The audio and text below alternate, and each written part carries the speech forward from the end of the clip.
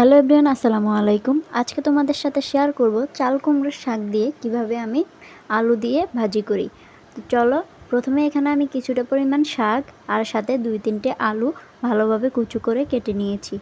তারপর এখানে একটা প্যানে শাকগুলোকে দিয়ে সাথে আমি দিয়ে দিয়েছি 2টো কাঁচামরিচকে ছোট ছোট করে স্লাইস করে কেটে দিয়ে দিয়েছি, সাথে কিন্তু কিছুটা পরিমাণে লবণ দিয়েছি।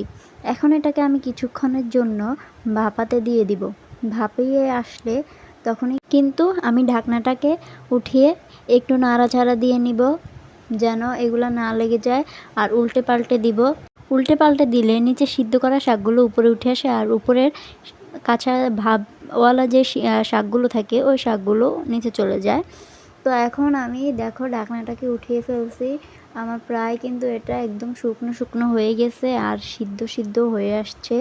এরপর যেটাকে আমি একটা বাটিতে রেখে সাইড করে রাখলাম। এখন সেই সেম প্যানে কিন্তু আমি কিছুটা পরিমাণে তেল দিয়ে দিব। আর তেলটাকে দিয়ে এখানে আমি কুচু করা 2টো পেঁয়াজ আর একটা কুচু করা রসুনকে দিয়ে দিব। এখন এটাকে ভালোভাবে নেড়ে যতক্ষণ পর্যন্ত নরম না হয়ে আসছে ততক্ষণ পর্যন্ত কিন্তু আমি এটাকে ভালোভাবে নাড়তে থাকবো।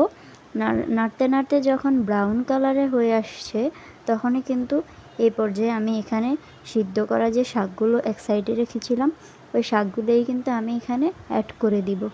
অ্যাড করে দেওয়ার ফলে এখন আমি সেই চামচের সাহায্যে কিন্তু এটাকে ভালোভাবে নেড়ে চেড়ে নিচ্ছি, যেন পেঁয়াজগুলো, রসুনগুলো, তেলগুলো একসাথে মিক্স হয়ে যায় শাকগুলোর সাথে। এখন ভালোভাবে এটাকে আমি কিছুক্ষণ নেড়ে ভালোভাবে কিন্তু পেঁয়াজ রসুনের সাথে মিক্স করে নিতে হবে। তেলগুলো যেন পুরো শাকের সাথে মিক্স হয়ে যায়।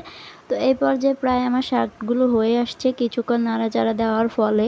তোমরা কিন্তু মাছ মাংস থেকেও এই শাকগুলো বেশি খেতে পছন্দ করবে যদি বাড়িতে একবার হলে ট্রাই করো। যারা আমার চ্যানেল নতুন আছে তারা সাবস্ক্রাইব করে দিবে। আল্লাহ হাফেজ।